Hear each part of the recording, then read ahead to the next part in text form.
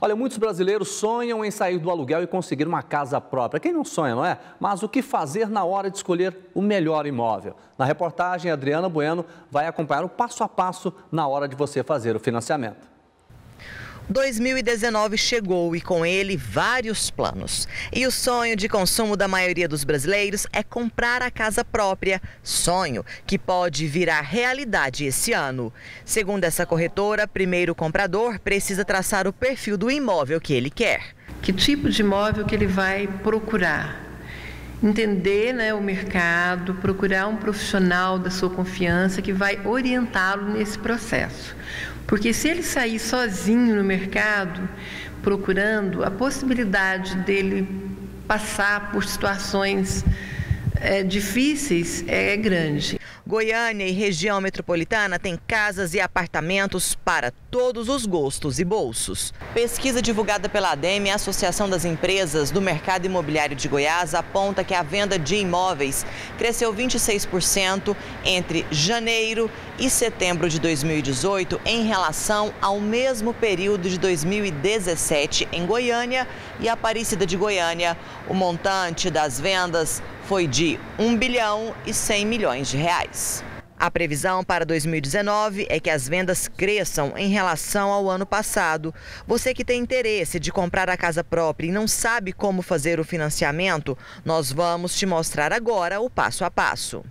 Primeiro, o interessado deve ir ao banco de preferência para fazer a simulação de crédito. Após fazer a simulação e escolher a instituição financeira, vem a etapa da entrega de documentação exigida pelo banco.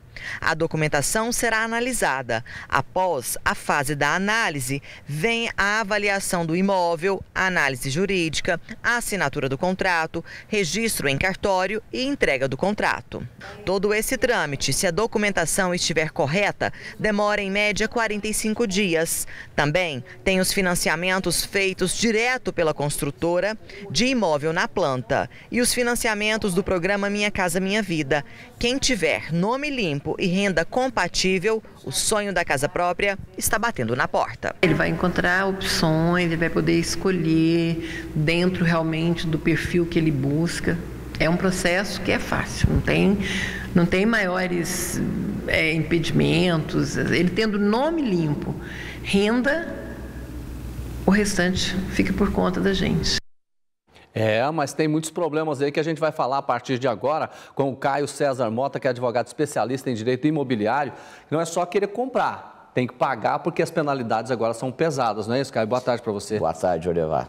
Vamos lá, a pessoa compra o imóvel na planta, por exemplo, aí de repente ela desiste. O que acontece?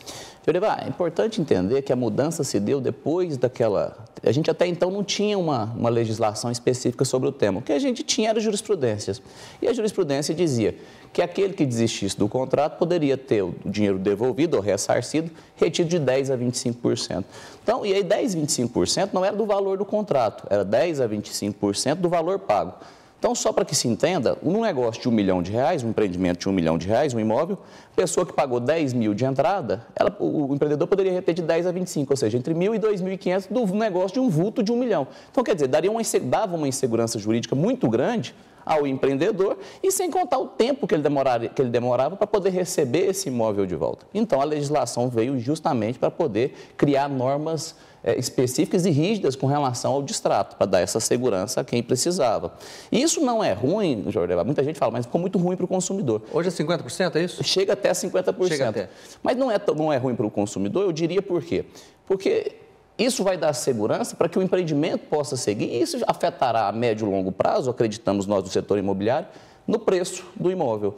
Então, por enquanto, vai ser muito oneroso, muito pesado para quem de fato vier a destratar, mas vai dar uma segurança e isso refletirá para quem cumpriu o contrato. Agora, outra coisa, a pessoa financia um imóvel, de repente, ela não dá conta de pagar.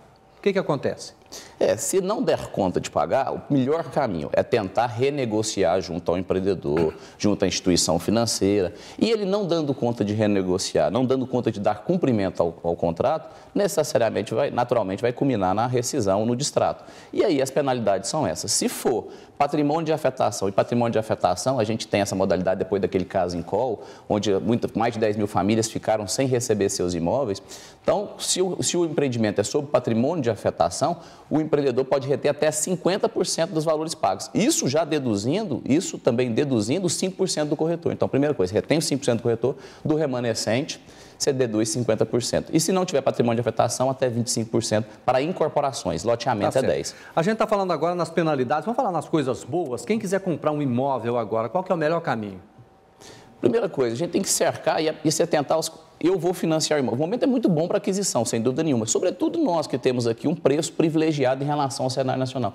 Goiás gosta, de modo geral, de bons preços de imobiliário. Então, a gente acredita muito que haverá uma valorização tão breve ou uma equiparação aos preços de outros estados.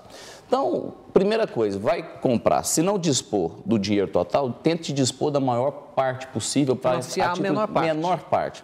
Porque o juro está muito alto? O juro nacional nunca foi muito interessante. Se a gente for pegar os juros praticados em outros países, a gente vai ver que a discrepância é gigante. Por exemplo, o SFH, que é o sistema mais utilizado, que é o Sistema Financeiro de Habitação, ele diz que a taxa de juros tem que ser de até 12% ao ano. O CMN, que é o Conselho Monetário Nacional, diz que o ano passado, em 2018, foi praticada a taxa média de 9%.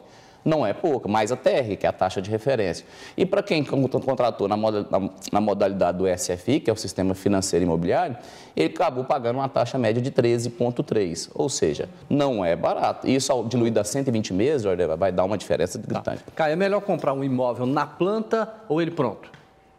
Na planta, desde que você tenha a condição de, ao receber o imóvel, ter adiantado boa parte das parcelas. Então, é bom ter o cuidado. Primeira coisa, a gente tem que analisar a taxa de juros ao adquirir um financiamento, ao contratar um financiamento. Depois, nós temos que pensar na questão da amortização, contratar uma modalidade que nos permita amortizar, caso nos interesse, de uma forma mais interessante. Segundo, as taxas adicionais, que são seguros, taxa de abertura de crédito, taxas administrativas, e depois ajustar a melhor modalidade de contrato de financiamento ao nosso interesse. Então, temos que atentar a esses 4 pontos antes de contratar. Tá certo. Caio César Mota, advogado especialista em direito imobiliário. Muito boa tarde, obrigado. Bom final de semana. Eu que te agradeço a oportunidade.